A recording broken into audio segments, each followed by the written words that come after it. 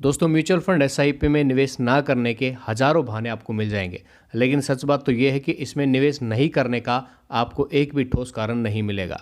यहाँ हमने दोस्तों आपके लिए 9 ऐसे कारण ढूंढे हैं जिसके बारे में अगर सही से आप विचार करते हो तो आपको ये फैसला लेने में काफ़ी आसानी हो जाएगी कि आपको म्यूचुअल फंड से दूर रहना चाहिए या नहीं रहना चाहिए। म्यूचुअल फंड से दूर रहने के ऐसे 9 कारण मैं आपको बताऊंगा कि अगर इनमें से कोई भी कारण आपके पास में है तो आपको म्यूचुअल फंड से या फिर एसआईपी से दूर रहना चाहिए। तो चलिए दोस्तों फटाफट से बिना कोई देरी के वीडियो को शुरू करते हैं। तो हमारी लिस्ट में दोस्तों सबसे पहला नंबर आता है वेल्थ क्रिएशन नहीं करना है तो, यानी कि दोस्तों अगर आपको वेल्थ क्रिएशन यानी कि अपनी दौलत को बढ़ाने का इच्छा नहीं है, यानी कि वेल्थ क्रिएशन आपको नहीं करना है, तो आप बेशक से म्यूचुअल फंड से दूर रह सकते हो। लंबी अवधि में अच्छा रिटर्न कमाने के लिए म्यूचुअल फंड एक बेहतरीन साधन है। हम पहले भी काफ़ी वीडियोज़ में इस चीज़ के ऊपर डिस्कस कर चुके हैं।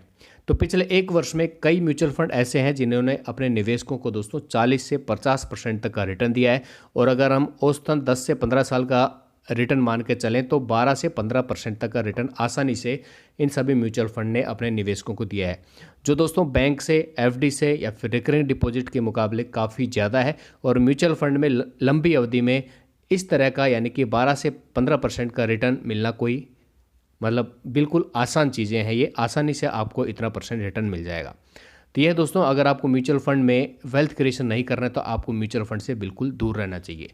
बात कर लेते हैं दूसरे कारण की। तो दूसरा कारण है दोस्तों पावर ऑफ कंपाउंडिंग का फ़ायदा नहीं लेना है तो, यानी कि दोस्तों आपने एल्बर्ट आइंस्टीन का नाम तो जरूर सुना होगा। महान वैज्ञानिक थे जिन्होंने दुनिया को 8वां अजूबा माना है। किसको?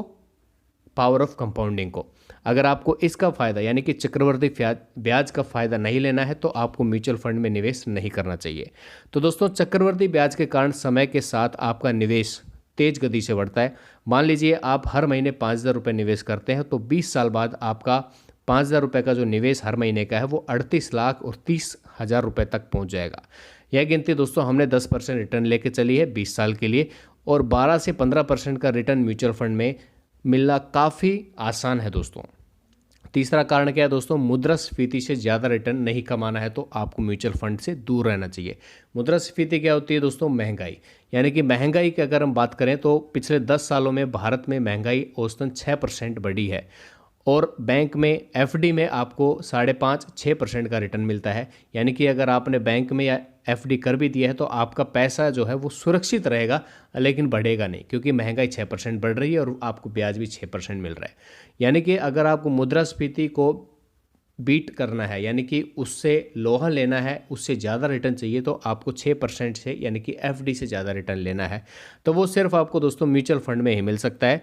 आज जो चीज़ आपको 1,000 रुपये में मिल रही है, अगर 6% की ही महंगाई बढ़ती रही तो वो 30 साल के बाद वो 1,000 रुपये की जो चीज़ है लगभग 6,000 रुपये में आपको मिलेगी।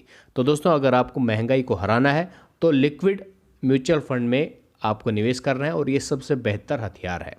चौथे यहाँ पे कारण की बात कर लेते हैं। निवेश में विविधता नहीं लानी है तो आपको म्यूचुअल फंड से दूर रहना चाहिए। दोस्तों आप केवल एक ही प्रकार के निवेश से खुश होते हो, जो आपको म्यूचुअल फंड में निवेश नहीं करना चाहिए। किसी एक एसेट में निवेश करने से कंस्ट्रक्शन रिस्क बढ़ जाता है, यानी कि अगर एक कंपनी डूब गई तो आपका पूरा पैसा जो है डूब जाएगा। तो करना क्या है, आपको अलग अलग सेक्टर की अलग अलग कंपनियों में निवेश करना है। म्यूचुअल फंड करो, एसआईपी करो, या फिर स्टॉक्स में आप इन्वेस्ट कर सकते हो। यानी कि एक सेक्टर ले लीजिए आप इंफ्रास्ट्रक्चर, दूसरा ले लीजिए दोस्तों बैंकिंग सेक्टर, तीसरा आप आईटी सेक्टर ले सकते हो। ऐसे करके अलग अलग अपना जो फंड है उसको डाइवर्सिफाई करना है ताकि रिस्क आपका कम हो। अगर एक सेक्टर आपका डूब भी गया है तो बाकी जितने भी सेक्टर बचे हुए हैं वो आपके डूबे हुए पैसे को उभारने में आपकी मदद कर सकते हैं। यानी कि अगर ऐसा नहीं चाहते हो आप अपने फंड को डाइवर्सिफाई करना, तो आप म्यूचुअल फंड से दूर रह सकते हो। अगला हम बात कर लेते हैं दोस्तों टैक्स बेनिफिट नहीं लेना है तो, यानी कि टैक्स का फ़ायदा आपको नहीं लेना है। दोस्तों म्यूचुअल फंड की इक्विटी लिंक्ड जो स्कीम है यानी कि ELSS, वो कैटेगरी आपको टैक्स बचाने में मदद करती है। ये ऐसी स्कीम है दोस्तों जो टैक्स बचाने का एक इन्वेस्टमेंट मेथड भी है। इससे आपको निवेश पर पैसा कमाने के साथ साथ टैक्स बचाने का भी मौका मिलता है। सेक्शन 80C के तहत आप 1.5 लाख रुपए तक का टैक्स का रिबेट क्लेम कर सकते हो दोस्तों, अगर आप म्यूचुअल फंड में इन्वेस्ट करते हो तो। लेकिन अगर आपको टैक्स का फ़ायदा नहीं लेना है तो आप म्यूचुअल फंड से दूर रहिए। अगले दोस्तों हम कारण की बात कर लेते हैं, जो है एक्सपर्ट की मदद से निवेश नहीं करना है। तो दोस्तों म्यूचुअल फंड स्कीम में जो भी हमारा पैसा जमा होता है वो फंड मैनेजर बड़ी कुशलता के साथ में हमारे पैसे को मैनेज करते हैं। यानी कि उनको पता है कहाँ पे बाजार जो है उतार चढ़ाव के रास्ते से जाएगा, कहाँ पे अर्थतंत्र में हो रहे बदलाव के अनुसार किस तरीके से हमें निवेश करना है, क्या रणनीति बदलनी है। जो फंड मैनेजर है भली भांति जानते हैं, तो उसमें हमें माथापच्ची नहीं करनी पड़ती और हमारा पैसा जो है अच्छे रिटर्न के साथ में वो बना के देते हैं। लेकिन अगर आपको एक्सपर्ट की मदद नहीं चाहिए तो आप म्यूचुअल फंड से दूर रहिए। अगले की बात कर लेते हैं, जो कि है सातवां हमारा, जोखिम लेने की क्षमता अगर आपको नहीं बढ़ानी है तो म्यूचुअल फंड से आपको दूर रहना चाहिए। दोस्तों म्यूचुअल फंड आपको जोखिम लेने की क्षमता देता है, यानी कि जोखिम क्षमता के आधार पर आपको निवेश करने का मौका मिलता है। आप अपनी उम्र के हिसाब से, टारगेट के हिसाब से, या फिर अपनी जो भी आपकी वित्तीय स्थिति है, यानी कि आर्थिक स्थिति किस प्रकार की, उसके आधार पर आप लार्ज कैप में, स्मॉल कैप में, मिड कैप में, या फिर हाइब्रिड फंड में या डेब्ट फंड में आप निवेश कर सकते हो, यानी कि जोखिम ले सकते हो।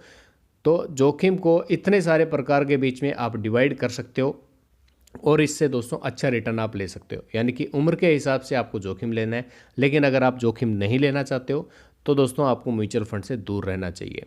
आप छोटी उम्र में अधिक जोखिम के साथ अधिक रिटर्न का फ़ायदा ले सकते हो। आठवां क्या है दोस्तों? आठवां है लिक्विडिटी का फ़ायदा नहीं लेना है। तो दोस्तों म्यूचुअल फंड में क्या होता है, आप जब चाहे अपना पैसा निकाल सकते हो, जो कि है चुटकियों के हिसाब से। जी दोस्तों, आपका पैसा जो है 1 से 3 दिन वर्किंग आवर के बीच, वर्किंग डेज़ के बीच में आपका पैसा बैंक अकाउंट में पहुंच जाता है, जो कि बड़ी अच्छी बात है। यानी कि जब आपको पैसा चाहिए तब आपका पैसा आपके बैंक अकाउंट में मिल जाएगा। अगला है दोस्तों, जीवन में अनुशासन आपको नहीं लाना है तो म्यूचुअल फंड से दूर रहिए। दोस्तों एसआईपी एक सिस्टमेटिक इन्वेस्टमेंट प्लान है जो आपको एक अनुशासन सिखाता है, लेकिन आप अनुशासन नहीं चाहते हो तो इन सब चीज़ों से आपको दूर रहना है। दोस्तों एसआईपी एक बहुत अच्छा विकल्प है। एसआईपी से आप हर महीने किस्तों के रूप में छोटे छोटे निवेश कर सकते हो और इस तरह से अनुशासन के साथ निवेश करने का मौका आपको मिलता है एसआईपी में। और यह आदत जो है आपके जीवन के बाकी हिस्सों में भी काम आती है। अपने जीवन को आर्थिकता में अनुशासन अगर आपको लाना है तो म्यूचुअल फंड एसआईपी के अलावा ऐसा कोई विकल्प नहीं है जो आपको एक अच्छा अनुशासन सिखा सकता है। लेकिन आपको अनुशासन अच्छा नहीं लगता तो आपको इन चीज़ों से दूर रहना है। तो ये 9 कारण दोस्तों हमने बताए हैं, जो कि है जीवन में अनुशासनता नहीं लाना है तो, लिक्विडिटी का फ़ायदा आपको नहीं लेना है तो, जोखिम लेने की क्षमता अगर आपको नहीं बढ़ानी है तो, या फिर एक्सपर्ट की मदद आपको नहीं चाहिए निवेश करने के लिए, आपको टैक्स का फ़ायदा भी नहीं लेना है, या निवेश में आपको विविधता भी नहीं लानी है, और दोस्तों मुद्रास्फीति से ज़्यादा रिटर्न आपको नहीं चाहिए, पावर ऑफ कंपाउंडिंग का फ़ायदा आपको नहीं लेना है तो, और वेल्थ क्रिएशन आपको नहीं करना है। ये 9 कारण है दोस्तों। अगर ये चीज़ें आपको नहीं चाहिए तो आपको म्यूचुअल फंड या फिर एसआईपी से दूर रहना चाहिए। तो आपको ये दोस्तों आज का वीडियो कैसा लगा हमें ज़रूर कमेंट बॉक्स में बताइए, और आपके हिसाब से कुछ और कारण बनते हैं तो वो भी कमेंट में आप बताइएगा। हाल फिलहाल वीडियो में दोस्तों इतना ही है, मिलते हैं एक नए वीडियो में। जय